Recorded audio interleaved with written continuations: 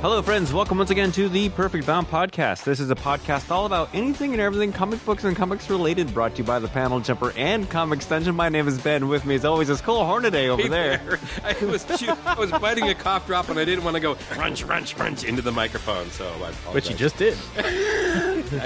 Gosh darn it. Chris Casso. Hello. And Nicole Lane. Hello. How's everybody this evening? Crunch. We're crunchy. All right. So, hey, let's get right into it. Okay. A couple weeks ago, we were talking about city-specific comics, and we brought up the Green River Killer, who, when I was growing up here in the beautiful Pacific Northwest, was the local boogeyman. Mm-hmm. And so that brought up the topic of true crime comics. Mm-hmm. And I want to know what other true crime comics are out there. Now, there's plenty of crime comics, yes. From what I hear. There's a whole section over there, apparently, of crime comics. But what are the true crime comics that are available? Do you want to start? Sure. I am not a big fan of true crime, and much to my dear friend Chris Casso's chagrin, I like Brian Michael Bendis. And when Brian Michael Bendis first appeared on the scene, his thing was crime fiction. Goldfish and Jinx was his book. But he did this really cool book. I thought it was a very, very cool series. It was a 6-part series back in 1998 called Torso. It was originally published out of Caliber, I think. I believe so. But it's never been out of print, as far as I can tell. Yeah, Marvel's got it now. Yeah. But what it is a story of the serial murder case in Cleveland, Ohio. I think so. It's basically the story of what killed Elliot Ness's career. Because when he was heading the Untouchables during Prohibition and brought down Al Capone, he was transferred to chief of police at the Cleveland police department, and they were dealing with this is 1935, and they were dealing with a serial killer, a torso killer. Well, so if I remember correctly, too, was that the first categorized as such serial killer? Yeah, that's the way they marketed the book, and I think that's kind of the way they market the story. It's a fascinating read. It's dense, 6 issues. It's drawn by Mark Andreyko, and I thoroughly enjoyed it, and I would like to go back and reread it. But the truth of the matter is that in reality, they never solved the crime. Yeah. And it did kill Elliot Ness's career because, well, he was a hammer. He was never a detective, but he was also a rock star in the public's eye and a bit of a superhero. So, after he, knocked down one of the biggest crime bosses in Chicago, surely he should be able to figure out how to catch this serial killer. But that's really kind of what began that, cultural fascination with pathological killers and that sort of thing. I think in the comic book, do you remember, Chris? Not to do any spoilers, but do they have some kind of resolution in the comic book? They make up a fictitious sort of ending. He kind of does his own thing. Yeah. I think that it also ruined Ness's marriage as well. Mm-hmm. I think it kind of just messed him up. Yeah. Being able to solve that one. And Brian Michael and Mark, from what I understand, scoured over like microfiche and like all kinds of things to try to get as much information to pump into the book. It's not footnoted as heavily as, say, From Hell, but no. it's still. No, but I think that they really put their work read. into doing that book. Yeah. And From Hell is another true crime comic. From Hell was one to mention. Also worth mentioning, My Friend Dahmer by Derf Backderf. Derf Backderf, yep. And Derf is the guy friends with Dahmer? that went to high school with Dahmer? Yeah. So it's Jeff in high school before all of the killing. He did some stuff, I think, when he was younger, but I think it was with animals, not human animals. Kind of how it starts, from what I understand. Yeah, usually, yeah. Yeah, if you torture animals. Jeffrey Dahmer, of course, the famous serial killer who I think lured people into a van, did that stereotypical thing.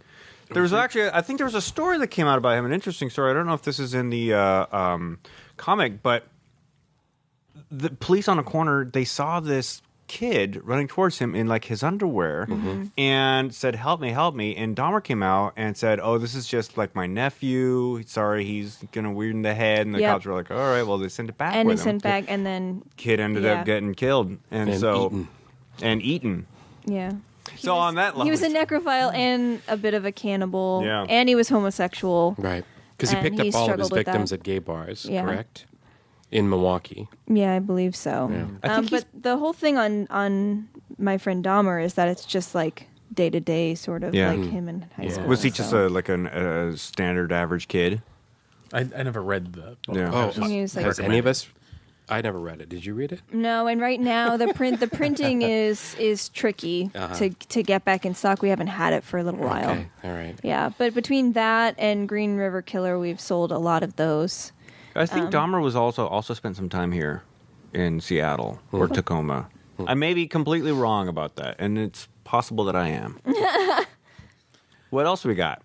Rick Geary's Treasury of Victorian Murders. Oh, yeah. So there's a bunch of those, Yeah. and they all focus like one's on the Borden tragedy, one's Black Dahlia, one's Mary Rogers, the Beast of Chicago. He did Jack the Ripper as well. Yeah. It's all the stuff from the 20th century. And Richard Geary, or Rick Geary, is how he goes by. He always did these sort of gothic really pretty black and white line work. Very curvilinear Yeah, cartoons. He but- contributed a lot to those factoid books I talked about a couple episodes back. And there is one of those that's the Big Book of Criminals. Yes. Yeah. Yes. So I think there's some true crime Yes. story in one of those. Exactly. And he would do like A is for Amy, who whatever, like, and it was always morbid things of going through the alphabet. I don't know. I was really into that because being a morbid child. But then he does these ones, which are all of the. Sweetie, you're still a morbid child. Well, I'm still a child. I'm an adult. I'm a kid-olt. So yeah, Kidult. to be clear. That's nice. I like that. Yeah, yeah. What's the Beast of Chicago? Do we know what that is? I don't really, actually. I was just going through the Look names that and up. I'm like, oh, there's a couple that I want to That's learn not about the, now. the World's Fair killer, is it? I don't know. Devil in the White City. Eric Larson, not Eric Larson, the comic book writer. There's a really interesting book called Devil in the White City about the World's Fair murderer. But that whole like A is for Arthur reminds Yeah. me of like some sort of Edward Gorey. kind of Exactly. thing, Yeah. What do you call Oh, it? is that not? Oh, maybe I'm thinking of him then, because his work is almost exactly the same as Rick. Edward Gorey. That's And what I was thinking. Rick Geary. Yeah. Maybe it's the. Have we ever seen them in the same room?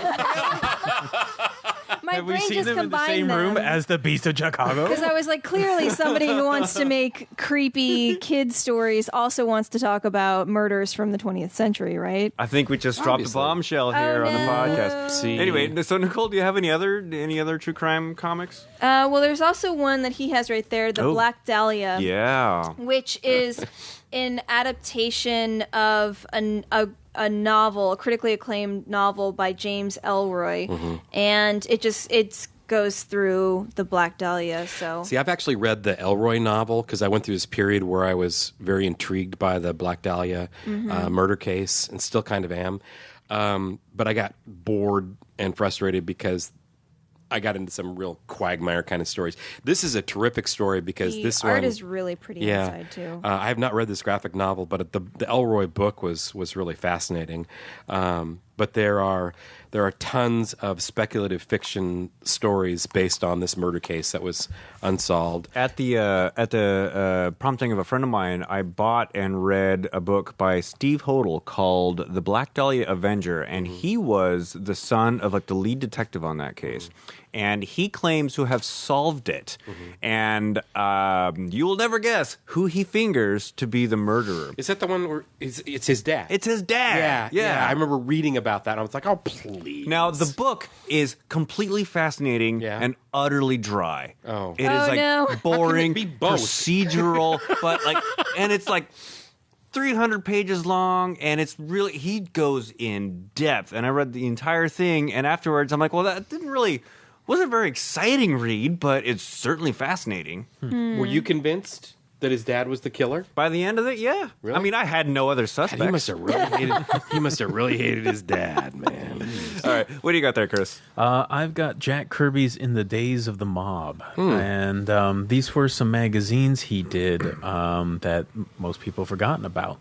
And earlier I wasn't quite sure if they could be counted as true crime, but there is a note in the foreword by John Morrow, who publishes the Jack Kirby Collector magazine, so he did his research, where everything that he can find is that these stories are factually accurate accounts of real-life criminals.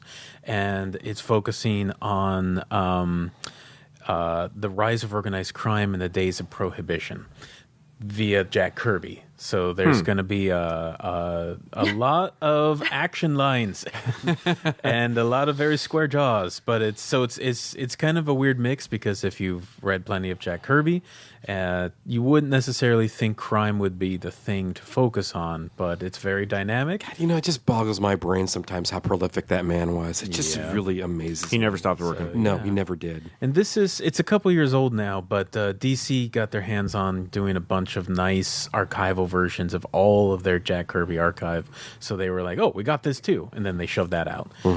So that is a pretty cool one to check out. Awesome. Cool. Any others we want to mention before we move on? I think that covered what That's we it? all had We're compiled. familiar We all with. compiled about the same amount of information. So Alrighty, Yeah. cool. So that's your true crime novel. If you want to follow up on any of those, I will put links to them in the show notes. But let's move on and go from true crime to cryptozoological comics. very different world. Cryptozoology. Cryptozoology. So, Now, yeah. what? Who wants to take the definition of what cryptozoology is? Well, Because obviously I know what it means. I just want to see if you know what it means. I really. I have to thank Nicole for this one, because I believe this is Nicole's idea. it was Yeah. Nicole's idea. But I've been a freak for cryptozoology going back to graduate school. Just a little sidebar, personal side note. I one of the few plays I ever actually wrote and produced was about a little metaphorical trip through the Congo, about this man looking for the last dinosaur, the Mekele Mbembe, and it was kind of an extrapolated metaphor for AIDS. And if a dinosaur could survive whatever catastrophe that happened to them, then we could survive what was looking to be the plague that, as far as I was concerned, would destroy us all. So, but I got really into cryptozoology. Back in the day, there was actually a scientific journal from the International Society of Cryptozoology. But let's define it. Yes, let's define it first before this train Cryptozoology leaves. is the study of, and this is the more very particular and dry version definition, the study of evidence tending to substantiate the existence of or the search for creatures whose reported existence is unproved, as in the Yeti or the Loch Ness Monster. Or Sasquatch for us here in the Sasquatch. Pacific Northwest. Or mermaids, or Bigfoots. So there's the one side that there was one aspect of cryptozoology where they're actually dealing with just undiscovered fauna, undiscovered animals, and there are discussions of, like, say, the pygmy hippo, but then side by side with examination of Bigfoot print casts. So there's always been really fascinating stuff, and from time to time, the subject matter shows up in comics. yep. And with that, let's move on to what comics these show up in. In doing the research, and you guys can back me up on this, one things I realized is that aside from, say, supporting characters in the big two, like, say, Sasquatch and Alpha Flight, Right. there are seldom mainstream comics that relate to or delve into cryptozoology. It's really been the domain, from my experience, of the independent publisher and the short-term independent publishers. But I could be wrong on that. I mean, you have creatures show up. Yeah. Maybe, I don't know, I mean, there was like werewolves, fish people, whatever. Yeah. There's an issue of Garth Ennis's Punisher where there was a mobster who was really, really, really, really, really interested in finding a giant squid, and like it was like this weird subplot to a Punisher story, and then finally a giant squid came and killed him. Well, speaking of his the own Moby Punisher, Dick. one of my favorite Punisher stories was it was a two-parter in Punisher War Journal back in. I'm looking at my notes here. I don't know how you read your own handwriting. Oh no! Well, you know what? That makes two of us right now. Do you need some stall time? Or? Yeah, Okay. yeah. Please help me. So stall. one of the best cryptozoological books is Proof, and that's by Alexander Grecian and Riley Rossmo, who I'm a big fan of and found his art through Greenwake. But it's like government officials who deal with these cryptozoological creatures like fairies and things like that. But one of the guys is Sasquatch. Okay. And his name is, I forget his name. What's his name? It's like Pruvian Esquatch? something, and they call him Proof for Okay. short. All right. You know, something like that. Yeah. So and- Sasquatch is a character? Sasquatch is one of the main characters. Okay. And he's part of this team of people in hopes of maybe being able to find his own family. Okay. And, you know, in the meantime, they're coming across, like, you know, other violent Sasquatches or, you know, troublesome fairies and, like, you know, just different creatures. And Sounds kind of Hellboyish. I guess it has a little elements to that. But this was a series that came out many years ago. It's had multitude of volumes and stuff. But as you go I through never read it, that. it will tell you different things like definitions, like a cryptoid. Most cryptoids originate in one location and move outward, and you know it'll just give you. So like it's a bit of a little primer. facts. So I thought that one would really encapsulate, you know. You know, I remember a seeing that comic on the cryptozoological comic. stands, but I never took a look at it. So now I'm intrigued. Yeah. The Punisher book that I wanted to talk about was there was a two-parter in Punisher War Journal back in 1992 that was dear to my heart because it's Wolverine and Punisher in the Congo, and they were actually looking for the dinosaur I mentioned earlier that I wrote the play about, the Macaulay Bembe. And it was reprinted a couple of times in they call it the African Saga. But actually, it was originally a two-parter in 1988. It was drawn by Jim Lee and written by Carl Potts. I don't think I have it anymore, but I have fond memories of that story. Do you remember that at all? Was it any good? I don't think I really cared because at that time I thought Jim Lee was kind of a cool illustrator, and it had the Macaulay and Bembe in it, and Potts actually credited Roy Mackle, I believe he was the secretariat of the International Society of Cryptozoology. I was corresponding with him at that time when I was writing the play because he lived in Chicago, and I can burn up all kinds of air in this room telling stories about this very eccentric gentleman calling me at 5 a.m. to answer all of my questions that I had written him. This is in the days before everybody emailed, and he would call me at like 5 a.m. and just start babbling at me. But he'd gone to the Congo. I know this because I saw him in documentaries on the Discovery Channel. He was for reals. He just was wackadoodie. I don't know if he's still around. I have autographed copies of his book. One book is called A Living Dinosaur, or A Living Dinosaur, ? The Search for the Macaulay and Bembe in the Congo. And then he spent like 10 years on Loch Ness. And I have a copy of his Loch Ness book as well. What's his name again? Professor Roy Mackle. Well, Professor Roy Mackle, if you are listening to this, email Cole at perfectbombpodcast@gmail.com. You know, I'm sure he'd love to get 5 a.m. phone calls from you again. I don't think he liked my play. I sent him a copy. Is it the last time you heard from him? Yeah. But other books. Yeah. There was a Mojo Press did this kind of cool book called the Bigfoot Book, which I have published in 1996. It was an anthology of all these different artists from the time. That one's really kind of fun. There's a book called Perhaponauts, which has had sporadic limited series. You know, the protagonists of that are like a Sasquatch, a Chupacabra, and somebody else. Perhaponauts and Proof came out at almost the exact same time, right. which is why I Yeah. ignored both of them. Yeah. And I think I picked up a copy of Perhaponauts, and it just wasn't happening for me, so I didn't pursue it any further. There's another book called Department of Monsterology that just looked like more of the same kind of stuff.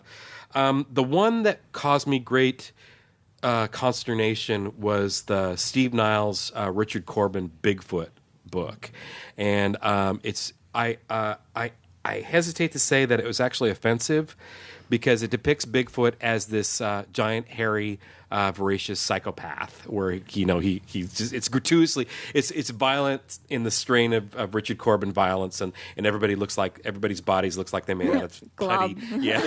Globular. Yeah, and the blood sprays. And I was like, and Niles, I have a love-hate relationship with Steve Niles. He created 30 Days of Night, and he's been the one that's been writing the Frankenstein Alive. That's the sequel Which to Mary. we may never see the ending of, but I think it's fascinating. I did an interview with him years and years ago when 30 Days of Night came out. But I really didn't care for that Bigfoot book. I just thought it was really over the top, and It was offensive to Bigfoots? it was offensive to Bigfoots and the people who loved them 12-year-old boys? that live inside of this 50-year-old man. Hey, see, I didn't mention how old you were. You did that on your own. I did do that on mine. Okay, last little tidbit I want to share was there was a cartoon that I was actually quite fond of called The Secret Saturdays. Anybody remember this on Cartoon Network? Nope. Oh, man. It ran for 2 seasons in 2010, and it was a family of cryptozoological specialists, and they would go around the world saving. Their team it's mom, dad, and son, Zach, I think Zach, because Zach was a real hip name back then, and their job was, they were cryptozoological investigators, but their whole job was to preserve them, to keep them secret from this bad guy named Vivi Argost, because he had this reality TV show where he'd capture these critters, and that was their job to protect them from the world. Oh, that's nice. You guys never saw No. Secret Saturdays? Oh. All right. I stopped watching cartoons by the, And that's where you've gone wrong, Ben. That's where you've gone wrong. I watch adult cartoons these days. Right. Like Yeah, okay. Archer, BoJack Horseman. Love me some BoJack Horseman. All right, do either of you have any other cryptozoological? All right, Nicole, what is that? Manifest Destiny has a whole bunch of them in there. Really? Yeah. They have. Well, I guess it depends on what you consider to be cryptozoological, because there's minotaurs in there, but I don't know that people believe that necessarily. Those are mythical? Those Well, aren't they're- cryptozoological. Yeah, so There's no real proof. Okay. It merges. There's no things. footprints. it's It's a fusion. It's a fusion because It's they're got- buffalo minotaurs, and then there's Cyclops Sasquatch. I've never Yeah. read this book, but I keep reading good things Sasquatch. about it. Have you guys read It's this? great. Yeah, we all Yeah. like this Really? book a no, lot. How many really good. volumes are there now? There's 3 right now. Huh. Okay. Missed the boat on that one. Yeah. All right.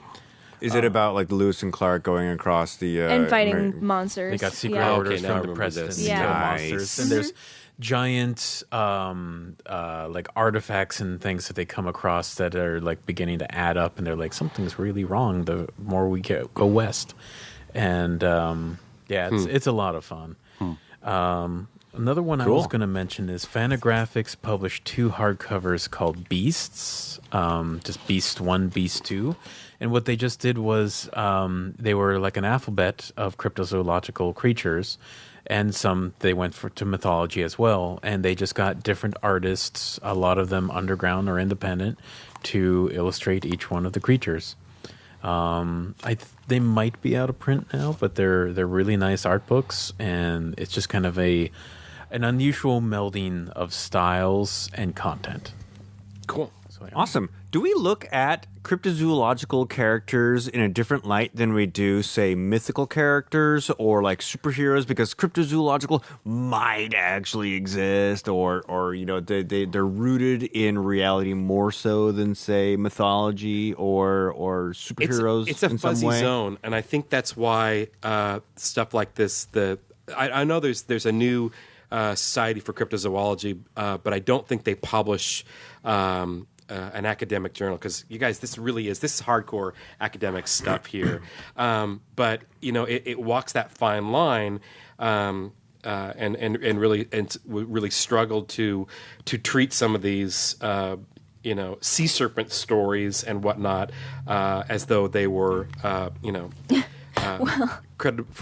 credible research. You say sea serpents. I would have to also include lumberjanes into this conversation. Okay, because there's sea serpents there and are lumberjanes? some Yeah. interesting creatures like that But show going back up. to Ben's question about Just why do we find it like? Why is it in a different like fascination plane? I mean, there's more conspiracy around that than with Yeah. mythology. Like, we can have a little bit more fantasy with our mythos than we can with thinking that some huge primate is existing in our forests right now. And it's just like with UFOs and, things like that. With UFOs, with UFO comics. UFO comics. there are a bunch of those. With comics, with any what we need to acknowledge and need to recognize on a regular basis, because I think it's good for us all, is to realize that we as human beings are symbol making creatures. We make mythology. We create different words for those mythologies. When I got done writing the Dinosaur in the Congo play, the next one I wanted to write about was the whole alien abduction mythology, because that fascinated me. But I looked upon it as a contemporary mythology. But why? There were so many people so convinced that this was a thing, and it was a way of life for people, and it was a belief system, and there was a certain amount of religiosity about it. Why? Why does that happen? Why do we make those realities for ourselves? And I started digging into the research on that, and Did you ever come up with a conclusion? No, that's why I didn't write the play. All right, well, let's move on. No, seriously, that's why I was like, there's no definitive answer on this one. I got to walk away. Cool. But I still got all the books. That's great. Thanks, friends. I'm sure we'll come back to this topic in a future date. But let's move on to book report. And Cole Hornaday, let's start with you. Well, speaking of mythological creatures, There we go. As promised a couple episodes back, I was claimed I was going to read Simon Spurrier and Ryan Kelly's Cry Havoc, Volume 1. Are there dogs of war in there? Precisely. All right. Yeah, for those who are not unaware, Cry Havoc is a snippet of a quote from William Shakespeare's Julius Caesar. Cry havoc and let slip the dogs of war. And I actually looked up that Dill sidebar. I looked up the definition because it is actually permutated over time. I didn't want to say the whole thing because I don't actually know what it is. It's permutated over time because dogs of war now has come to mean mercenaries. Yeah. In our contemporary context. But a dog of war is, in the time period of Shakespeare was actually a soldier. And actually that's what the story is about. It's about mythological beings who get conscripted to be sort of black ops soldiers. And our protagonist, I can't remember her name just at the moment. She's not actually a werewolf. She is a black shuck or a black dog, a mythical black dog. So none of these characters are really cryptozoological. They are all drawn from different. They're all lycanthropes. They're all shapeshifters. They all get conscripted into this secret government ops to go bust this community in the Middle East. I really wanted to like everything about this book. I did not, because Mr. Spurrier is, and I will go into greater detail of why I feel this way. He is an incredibly pedantic writer, and probably is a tremendous journalist. But this book reminded me so much of other stories like this that still did not deliver on their promise. It feels like it's like Grimm. It's like it smacks of Grimm. It smacks of Clive Barker's Nightbreed, where you get introduced to this underworld of creatures, but there's no real follow through. There's no real development. You still kind of left going, okay, why? Where are we going with this?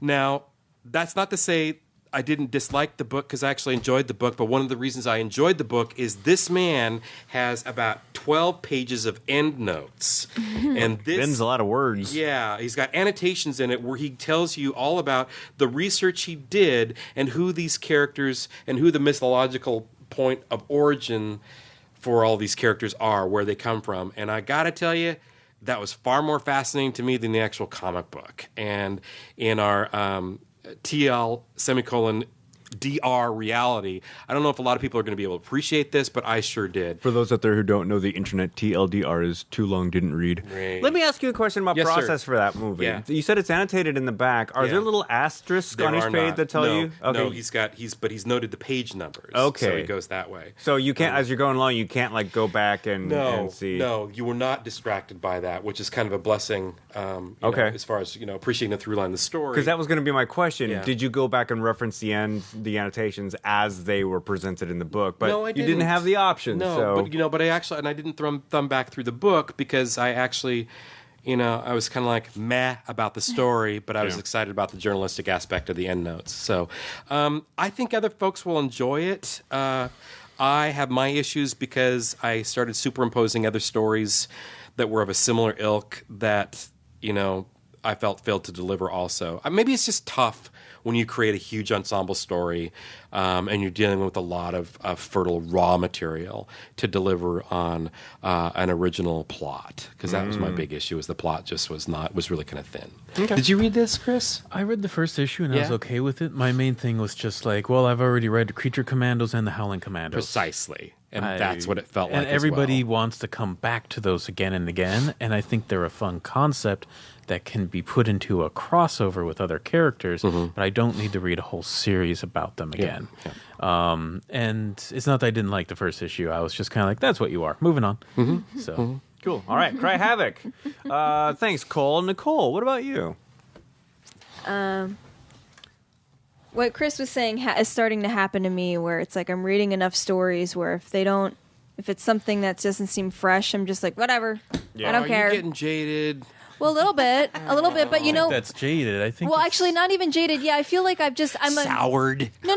I think it's like kid in a candy store when you've had all the sour candies. It better be something real special if it's a new sour candy. Yeah. God, it's that kind of thing. That's my personal definition of jaded. It's like I don't know. Maybe oversaturated. A customer defined it much better for me on that. Like, no, actually, your time is limited. You will die. Eventually. So it's best if you don't have to repeat the same crap again and again. I like that. Yeah. I like that. It's nice to think that it is. Yeah, but it's true. Yeah. None of us are going to get out of here alive. Yeah. Anyway. Speak for yourself, brother. All right, I'm sorry. Nicole, please. Anyway, speaking of crap, I read Harley's Little Back Book #4. We're all gonna die. Harley's Little Black Book. #4. Yeah, this is the crossover with the DC Bombshells. If you don't know who the Bombshells are, they were just pinup girls of the DC universe. So you got like a Batwoman that was like League of Their Own. You got like a Catwoman who. I know there were statues, but there were actually comics. Statues that started it all, and prints and all kinds of stuff, and then they made a comic. And it became kind of a other world sort of thing in the 1940s. But I've talked about this series before, where the art bounced around so much that I just couldn't be bothered. Okay. But Chris looked at this and there was something in here like maybe Batwoman or something, I don't know. So he was just like, "Here, why don't you read that?" And it's all your fault. No, I'm just kidding. That's not what I was getting at. But it's a one and done, so you don't have to read the other 3 issues, as far as I know. Well, she time travels because technology. Harley Quinn does, and she goes into this land where all the bombshells are, and they're trying to take down the Nazis and Hitler, and they've got this whole plan. Who cares? Yeah. So let's go back in time and kill a Hitler. How many times? Harley Quinn beats him up in the car. She somehow gets, she hitchhikes, and of course Hitler's car, pulls over and lets this strange clown girl get in his car with no security, and she, beats him up. And well, maybe Hitler had a crazy clown girl fetish. So one of the reasons I gave this to you was just because I thought... These are the jokes. One of the reasons I handed this, other than it had Batwoman in it, yeah, but was that, and this is a long way around, but I'll do it as quick as I can. So it's drawn by Billy Tukey and Joseph Michael Linsner. Billy Tukey is the creator of She, which is one of the things that started the bad girl trend of comics in the 90s, and Joseph Michael Linsner was Cry for Dawn. did Dawn. Yeah, so Dawn. You have 2 guys boobs known... and goth and boobs. Yep. You have 2 guys known for being bad girl stuff. And now they're doing a book about a bad girl meeting good girls, and they're trying to be like good girl art during a bad girl thing, but they hired bad girl artists to do the good girl art. And it's just like... Ow! Wait, brain freeze! Wait! So besides being a Let's Fight Hitler story, which I don't want to read, it also has characters in there that are flat. There's nothing. Kate Kane could be... Big Bertha, could be Kara Supergirl, could be whatever. It really doesn't matter who's wearing what skirt and who's saying what line, because they're all the same. So it's very, very flat. And then anything that's supposed to be cute and charming is just sort of meh. And that's a problem. I have no problem with boobies. In fact, I love them. So if it's something about pinup girls and stuff, I'm like, cool. But it has to have something. If it's tongue-in-cheek or if it's humor or something. I read Fearless Dawn, which nobody knows but me. And and it's a TNA cheesecake thing. And I like it, and that's my thing. But it's got Nazis in it, but it's very tongue-in-cheek, and it's very silly and frou-frou, and so that's what it's got going for it, and this just doesn't give any of that. All right. Well, it's the illustrations are terrific, but from my experience, sometimes that just compounds the frustration when the story is lame. Even the Harley Quinn content is lame. of the DC Bombshells world falls flat. Okay. Like, you can't tell that she's Harley. Yeah. Well, and I would argue that we don't know who Harley is anymore, since her agency was totally obliterated following, Well, it's all 52. puddin' and hee-hee and Right. whatever. So. Well, once upon a time, there was a strength to her. Cool. All right. Harley's Little Black Book number 4. Not recommended, says Nicole. All right. Something not to like, right? Yeah. Every once in a Sometimes. while, you can't like everything. Chris Cassell, what about you, sir? So, Jonathan Hickman, known for lots of Marvel work and East of West, has launched a new image title called The Black Monday Murders. So whenever I recommend East of West, I define it as a alternate history, sci-fi Western dystopian apocalypse. You're adding to it now. Yeah. Dystopian's And new. that's kind of like when he's at his best, it's when he's doing an alchemy of genres. So what this one is, it's a supernatural, economic, conspiracy, murder, mystery thriller. All right. And But there's a goat skull on the cover. right, so there's Supernatural, economic conspiracy, murder mystery thriller, Goat More like Skull. Puma Blues. so the story starts in 1929 on Black Thursday on the New York Stock Exchange. Oh, okay. And basically, there's a cult that's been running all the world banks since before this period to now. And it's very interesting because the one thing that Jonathan Hickman loves to do is to give you graphs. And Well, he's a sim- graphic Loves it. designer, though. I mean, Loves if it. I'm not mistaken, he does all the graphics Yep. for East of West, which I think is fascinating. and symbology and Yeah, all that yeah, stuff. yeah. So he creates this cult, and he basically creates like a guidebook that you have to work to figure out the things that happen between time periods, because it jumps, and you learn like the structure of the cult, and you learn the positions and what happened to people, and you can intuit certain things that happened. So it's a dense read. It takes a bit of work. You're going to want a pen and paper. You want to kind of like, oh, what's that? Yeah. But it really does pay off. And it's really engaging. And the art is by Tom Coker, who has been in and out of the industry. And I think it takes him a lot of time to produce. So I hope this will be timely. We have a few Hickman titles that are a little dead in the water right now. so this is an ongoing. This is an ongoing. Because this sounds really fascinating, but I'm like, what Yeah. would you say? Pick up it's trade individual format would you wait for the probably trade? be better. Okay. A lot of Hickman reads better in the trade format, Yeah, you same got way as that Grant right. Morrison, because these guys do extensive plot development Yeah. over time, and lots of graphs and symbols. But yeah, it's so this is a $5 book. It's actually already out of print. It's gone to second print, and it is well worth the time. I'm a big I get antsy when there's books that waste time for the amount of money that they charge, even if I think they were good. And this is one that you definitely get your money's worth. So yeah, Black Monday Murders. All right. Thanks, Chris. And that's Bookport, and that's our show. And coming up is quiz time. But before we go, I want to tell you that the Perfect Bound podcast is brought to you by The Panel Jumper. See everything that Cole Hornaday and I do at thepaneljumper.com. And Comics Dungeon here at 319 Northeast 45th Street, beautiful downtown Wallingford, or 24 hours a day, 7 days a week at comicsdungeon.com. You can subscribe to us on iTunes or any RSS reader of your choice at Perfect Bound perfectboundpodcast.com. Send us an email, perfectboundpodcast@gmail.com. We couldn't have given our show a smaller name. Anyway, also, before we go, I want to tell you that... PBP!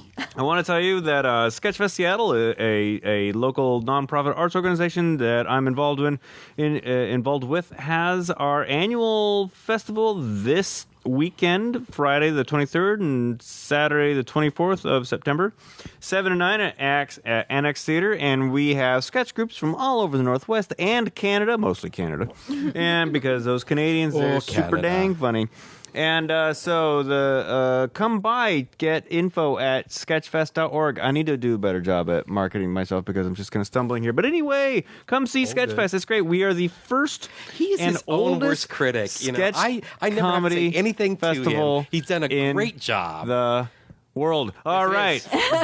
Yes, it is. And Ben Lawrence is awesome. Oh, thank you, Cole. And we love Ben Lawrence. Oh, It's true. thank you, Cole. Oh, anyway, hey, put your quiz hats on, everybody, because it's quiz time. And this week, our questions come to us from Mr. Cole Hornaday. Lay it on us, Cole. Thank you. Oh, thank you. All right, I got to give you a little backstory on this one. I had the flu over Labor Day weekend, and I had all these plans for my 3-day weekend, and I was totally wiped out. But I discovered Comet TV. Comet TV. Yes. Did you watch Cherry 2000? It's on Comcast. It's 328 on the dial. It is the best geek station in the world. It's got a lot of weird things on it. And so they run Outer Limits. They Mystery Science Theater 3000 back to back on Sunday nights, like the Joel episodes. Yep. Joel episodes. Ooh. Sorry, I'm a cord cutter. I don't have the cable. Okay. Well, actually, it's on the webs too. Oh, is that on the webs? It's on the webs too. But they also were running Roger Corman films. They had a Godzilla marathon. But they were running the Roger Corman films from the 60s, the drive-in movies, the Edgar Allan Poe ones, and they ran, and I watched The Raven back to back a couple of times, and that's Vincent Price at his best. Yes. And Vincent Price and Jack Nicholson in that one, very young Jack Nicholson. Oh, yeah. And Boris Karloff, in these cheesy, low-budget movies. Peter Lorre. It's wonderfully charming characterizations. So that inspired me for this quiz time. Yeah, very good. This quiz time is called Something to Crow About. All right. All questions relate to comic books and characters derived from the La Familia Corvidae, or crows, and their ilk. First up. Severely OCD museum curator turned super thief Margaret Pye has a gift for converting those shiny trinkets she steals into deadly weapons for the foils of her flightiness, like Batman and Superman. Who is she? Magpie? You got it! The Magpie created Oh my God. Margaret Pie. Come on. The Magpie, created by John Byrne, first appeared in Man of Steel #3 in 1986. That was fantastic. That was lovely. In an alternate future where H.G. Wells' Martian invaders returned for a second strike and succeeded in subjugating the human race, this red-headed renegade gladiator leads a ragtag group of freemen across the battle-ravaged surface of planet Earth. Killraven. Killraven is absolutely Killraven. right. Killraven first appeared in Amazing Adventures, Volume 2, 18 from Marvel Comics in 1973. Now, this character was once a special government agent on the trail of a swamp creature he was convinced murdered scientists Alec and Linda Holland. This point of confusion is eventually resolved years following that whole swamp thing. This fellow finds himself comatose following a drunk driving incident. He regains consciousness, but in the Sandman's realm of the dreaming. But he no longer wears the form of a man. In fact, he's now the winged companion of the Lord of Dreams. Who is this? Michael? Daniel. Roger. Jeff. Oh, you're breaking my Jeremy. heart. Matthew the Raven first appeared as Matt Shable. One of them Bible names. Matthew the Raven first appeared as Matt Cable in Swamp Thing #1 in 1972, and as Matthew the Raven in Sandman 11 in 1989. All right. You are such a good sport. I love you. What's next? This character surreptitiously formed the new Teen Titans to combat her father, the multi-browed demon lord Trigon.